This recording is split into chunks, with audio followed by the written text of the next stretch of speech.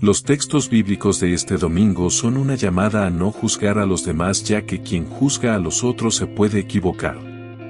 Solo Cristo conoce lo que hay en el corazón del hombre, pues los hombres miran las apariencias, pero Dios ve el corazón. En el Evangelio de hoy choca la aparente diversidad de estilo y de temas abordados por Cristo en este pasaje, Lucas capítulo 6, versículos 39 a 45. Lo primero es una breve parábola acerca de los ciegos que necesariamente caerán en un hoyo si confían a otros ciegos el cuidado de guiarles. Sigue a continuación la afirmación relativa a las relaciones del discípulo con su maestro. No puede estar un discípulo por encima de su maestro, y continúa con la famosa comparación de la paja y de la viga que brinda fáciles consecuencias acerca de la necesidad de mirarse a sí mismo antes de fijarse en los demás. El texto termina con una reflexión de sentido común sobre la clase de árbol y la de los frutos que produce, con una aplicación al hombre que produce buenos frutos en la medida que sea bueno su corazón. En el relato de Lucas estamos ante unas recomendaciones de Jesús dirigidas a sus oyentes. Jesús insiste en la necesidad de la limpieza del corazón para llevar a cabo la tarea de poder guiar a los demás. De lo contrario, corremos el riesgo de ser guías de ciegos que puede caer en el hoyo y hacer caer a los demás en la fosa. Solo el que tiene el corazón limpio, el que ha sacado la viga de su ojo, es capaz de ver claro y conducir a los demás al bien, orientarles con seguridad y evitarles los peligros. El que no ha quitado la viga de su ojo se equivoca y, como está ciego, hace más mal que bien, incluso cuando cree hacer el bien. El Evangelio nos lleva siempre a la interioridad, a lo profundo. No hay árbol bueno que dé fruto malo, ni árbol malo que dé fruto bueno. Frente a la tentación de vivir las apariencias, Cristo nos invita a ser hombres que echan raíces en Él y nos mueve a arrancar del corazón toda hierba mala para dar frutos buenos. Lectura, Salmo y Evangelio de hoy domingo, 2 de marzo del 2025. Lectura del libro del Eclesiástico capítulo 27, versículos 4 a 7. Cuando se agita la criba, quedan los desechos, así, cuando la persona habla, se descubren sus defectos. El horno prueba las vasijas del alfarero, y la persona es probada en su conversación. El fruto revela el cultivo del árbol, así la palabra revela el corazón de la persona. No elogies a nadie antes de oírlo hablar, porque ahí es donde se prueba una persona. Palabra de Dios. Salmo responsorial 91. Respondemos. Es bueno darte gracias, Señor. Es bueno dar gracias al Señor. Y tocar para tu nombre, oh Altísimo. Proclamar por la mañana tu misericordia. Y de noche tu fidelidad. Respondemos. Es bueno darte gracias, Señor. El justo crecerá como una palmera. Se alzará como un cedro del Líbano. Plantado en la casa del Señor. Crecerá en los atrios de nuestro Dios. Respondemos. Es bueno darte gracias, Señor. En la vejez seguirá dando fruto.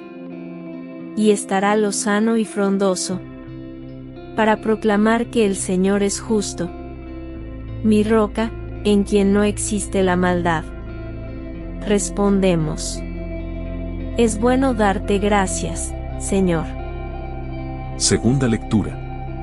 Lectura de la primera carta del apóstol San Pablo a los Corintios capítulo 15, versículos 54 a 58. Hermanos, cuando esto corruptible se vista de incorrupción, y esto mortal se vista de inmortalidad, entonces se cumplirá la palabra que está escrita. La muerte ha sido absorbida en la victoria. ¿Dónde está, muerte, tu victoria? ¿Dónde está, muerte, tu aguijón?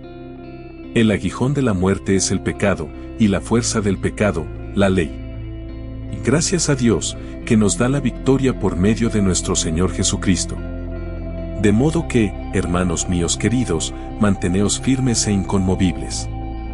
Entrégaos siempre sin reservas a la obra del Señor, convencidos de que vuestro esfuerzo no será vano en el Señor. Palabra de Dios. Evangelio del día. Lectura del Santo Evangelio según San Lucas capítulo 6, versículos 39 a 45.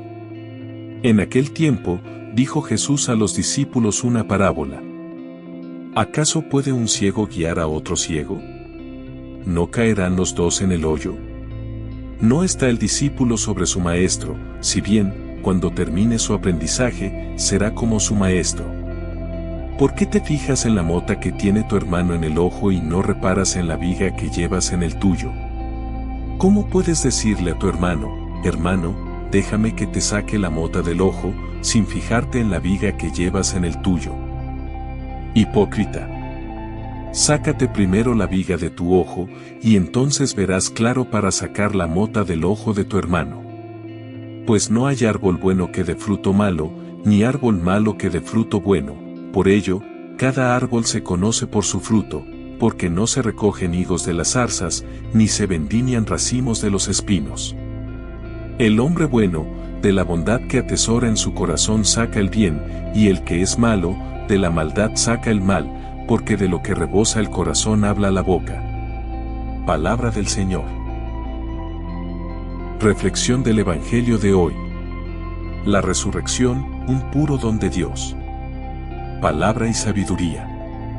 El libro de Ben Sirach nos ofrece una serie de sentencias de tipo sapiencial que quieren poner de manifiesto la importancia de lo que decimos, de la palabra, como fruto de lo que somos. La criba, el horno, la reflexión, el fruto del árbol son las imágenes de comparación de lo que verdaderamente tiene sentido. No es el oropel de lo externo, sino de lo interno y lo permanente lo que tiene sentido en la vida. La tiranía de la exterioridad es algo que el sabio no soporta. La sabiduría no viene de las cosas que se hacen o se sienten a medias. La sabiduría viene de lo más profundo. Por eso la palabra de sabiduría vale su peso en oro. Efectivamente, la palabra en el ser humano es tan importante porque en ello se expresan nuestros sentimientos y deseos, el amor y el odio, la verdad y la mentira, la exhortación y la calumnia. Con la palabra se mata la fama y la honra de otros y con la palabra se resucita a los que han sido calumniados. Sentencias llenas de sabiduría que no podemos menospreciar y que son el fruto de la experiencia y la reflexión. La palabra dice lo que llevamos en el corazón. Resurrección y corporeidad. Esta lectura de San Pablo a los Corintios podría ser la que en este domingo sirva como clave interpretativa y como mensaje cristiano en el contexto de la Eucaristía. Porque la Eucaristía es el marco adecuado para celebrar el misterio de la resurrección de Jesús y de los muertos. El texto de Pablo podría completarse mejor con otros versículos anteriores del mismo capítulo que se ha venido leyendo durante varios domingos y, desde cuya perspectiva globalizante, ofrecemos esta reflexión. Pablo habla del paso de lo corruptible a lo incorruptible, de lo mortal a lo inmortal. Aunque cada uno de los términos tiene su significación, y cada uno de ellos hay que entenderlos por su contrario, la realidad no es una descripción puntual de lo que somos y de lo que seremos, es una descripción totalizante. Es decir, aquí la corporeidad psíquica está determinada por la corruptibilidad, lo mísero y lo débil. No se trata de una maldición, de un modo de ser maldito, sino de ser tal como somos creados por Dios. Si no fuéramos así, no existiríamos, por lo tanto, no es algo que expresa negatividad radical, sino limitación creatural, seres vivientes, pero a los que les queda ser todavía seres pneumáticos, inmortales. Por el contrario, la corporeidad de la resurrección es pneumática, es decir, incorruptible, gloriosa y dinámica. Es el ser completado en su creaturalidad por la acción creadora de Dios, que tiene en cuenta quiénes somos. En la muerte debemos ser tratados por Dios como una necesidad decisiva. Entonces Pablo, apoyado en la resurrección de Jesús, tiene la seguridad de la fe de que la muerte no es lo último que vemos si no existe fe, pero si existe fe y esperanza, entonces es lo penúltimo. La muerte expresa lo poco que somos todavía aquí, pero la resurrección habla de que seremos la misma persona, porque Dios seguirá con nosotros a través de la muerte. La identidad de mi mismidad y la discontinuidad con la historia y el tiempo en que he sido yo mismo, es uno de los grandes misterios de la resurrección. No se trata de que desaparezca totalmente lo que yo era, sino de que siga siendo yo mismo, pero liberado, necesariamente, de la positiva corporeidad creacional, ya que desde ella nadie tiene futuro. La carne y la sangre no pueden heredar el reino de Dios, versículo 50, sería abocarse a la nada. ¿Quiere decir que Dios nos ha creado imperfectamente? No debería entenderse así en absoluto, sino que Dios no ha terminado de crearnos hasta que lleguemos a ser resucitados. No se trata de un mecanismo natural de la esencia humana, ya que la resurrección no se realiza desde abajo, sino desde arriba, desde Dios Creador. Todo se apoya en el acto del Dios que resucita. El nuevo cuerpo, el nuevo ser, es un puro don de Dios.